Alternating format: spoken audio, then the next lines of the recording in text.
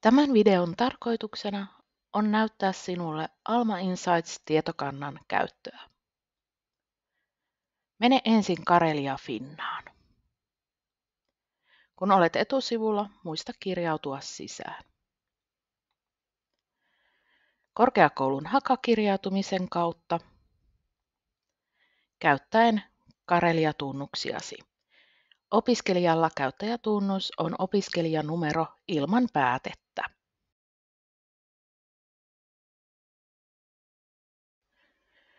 Nyt olet kirjautuneena Karelia Finnaan. Sen näet siitä, että ylös on tullut oma tilikuvake. Alma Insights-tietokannan voit löytää Karelia Finnasta useammalla tavalla. Voit kirjoittaa tietokannan nimen hakukenttään. Löydät sen tästä vihreästä palkista Tietokannat listauksesta. Sillä on myös oma painike täällä vihreässä palkissa. Joskus tämä Alma Insights-painike on näkyvillä täällä muita aineistoja alla. Mennään Alma Insights-painikkeen kautta.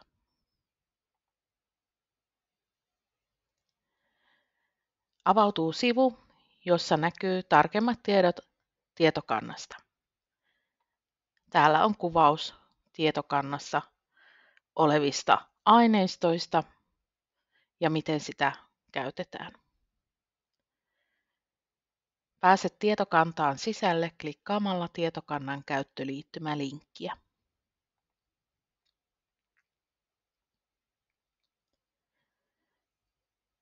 Olet nyt Alma Insights verkkokirjahyllyn etusivulla. Täällä pitäisi näkyä Karelia ammattikorkeakoulutieto ylälaidassa.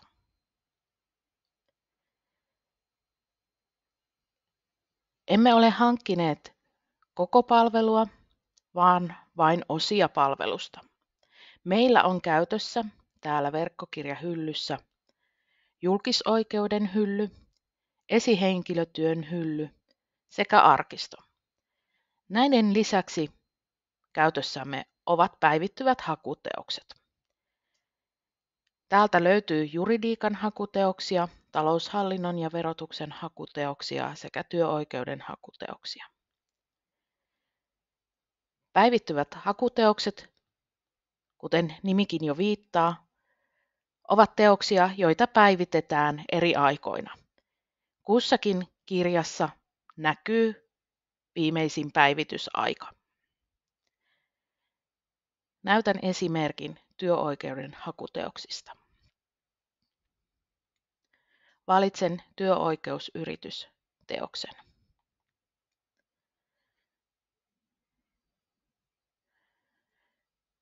Avautuu teoksen etusivu, jossa näkyy kirjan nimi, tekijät sekä päivitysaika ja vuosi. Päivitysvuosi on tärkeä esimerkiksi raportin lähdeluetteloon. Teoksessa näkyy yleensä myös tieto, milloin sitä päivitetään. Tätä teosta päivitetään 4 kertaa vuodessa. Teos avautuu selaimeen, joten pystyt aloittamaan lukemisen scrollaamalla alaspäin. Jos haluat nähdä tarkempaa tietoa kirjan sisällöstä, mene Näytä rakennepuu-kohtaan, jonka kautta näet teoksen hakemiston eli sisällön. Pääset katsomaan tarkemmin lukujen sisältöä klikkaamalla pluspainiketta. Pääset myös tarkempiin lukujen sisältöihin klikkaamalla mahdollisia pluspainikkeita. Pääset takaisinpäin klikkaamalla miinuspainiketta. Voit etsiä aiheita asiahakemiston kautta. Joissain teoksissa asiahakemisto on, kaikissa sitä ei välttämättä ole. Käytän tässä aiheena työaika sanaa. Ja tänne tulee pitkä rimpsu aiheeseen liittyviä kohtia. Valitsen tuon ensimmäisen. Ja täällä näkyy sitten linkki kohtaan kirjassa, jossa asiasta puhutaan. Pääset sinne klikkaamalla otsikkoa. Tämän lisäksi pääset hakemaan kirjan sisältä eri aiheilla, kun klikkaat suurennuslasia. Avautuu hakukenttä, johon voit kirjoittaa haluamasi aiheen. Käytän tässä aiheena palkkasanaa. Ja alas tulee hakutuloslistaus.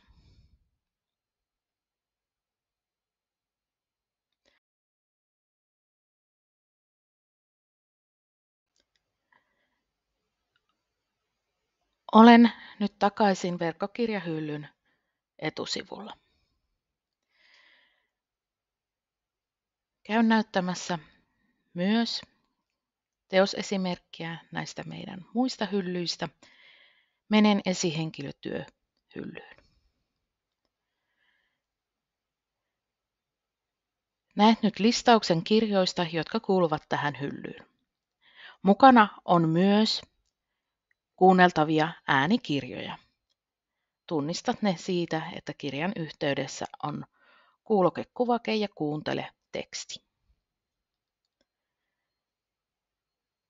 Kirjoja on eri vuosilta, eli kirjan julkaisuvuosi näkyy kirjan nimen alla. Näytän esimerkkinä henkilöstöanalytiikka-kirjan.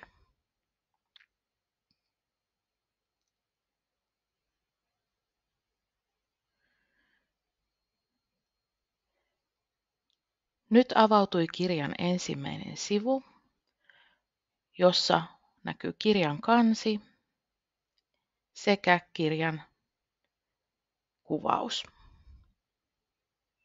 Sen alla löytyy tiedot kirjasta, eli kirjan nimi, tekijät, julkaisuvuosi. Pääset eteenpäin kirjassa joko scrollaamalla alaspäin tai ylhäällä palkissa on sivut ja pääset eteenpäin ja taaksepäin nuolilla.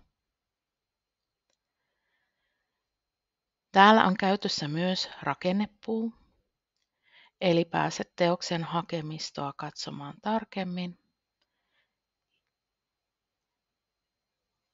Klikkaa vain plus-merkkiä, niin näet tarkemmat luvut.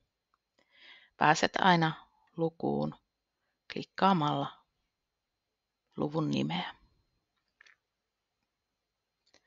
Pääset takaisinpäin painamalla miinuspainiketta. Voit myös hakea kirjan sisältä tietyllä aiheella klikkaamalla suurennuslasia ja laittamalla hakusanan kenttään. Käytän aiheena työhyvinvointia.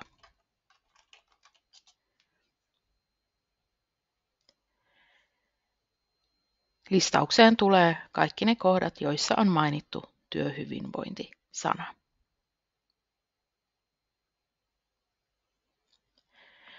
Pääset kuuntelemaan äänikirjaa klikkaamalla ylälaidan Kuuntele äänikirjana -painiketta. Voit kuunnella painamalla play-näppäintä. Näet kuunneltavat osiot täältä valikosta. Näet samalla, kuinka pitkän ajan minkäkin luvun kuunteleminen kestää.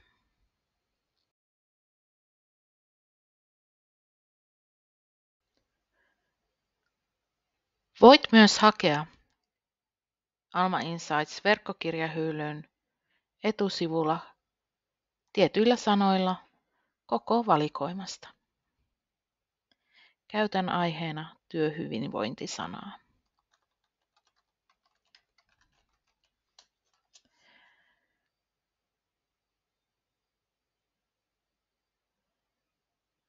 Näkyville tulee hakutuloslistaus. Verkkokirjahyllyn puolella tuloksia on 82. Voit rajata hakua, kuten minä olen tehnyt, klikkaamalla Tarkenna hakua.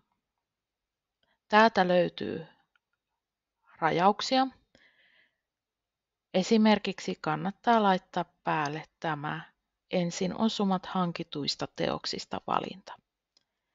Silloin näkyville listaukseen tulee ensimmäisinä ne teokset, joita pääset lukemaan.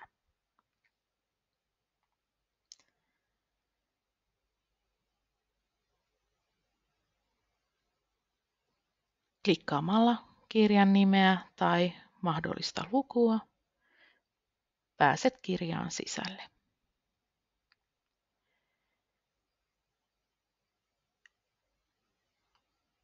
Tämä sivu näyttää myös koko verkkokirjahyllyn valikoimista tulleet tulokset, myös sellaiset, joihin meillä ei ole pääsyä. Mutta kannattaa muistaa, että meille on hankittuna business-kirjastokokoelma, joten niitä kirjoja pääset lukemaan. Sieltä kannattaakin katsoa, onko aiheesta kirjoja siellä.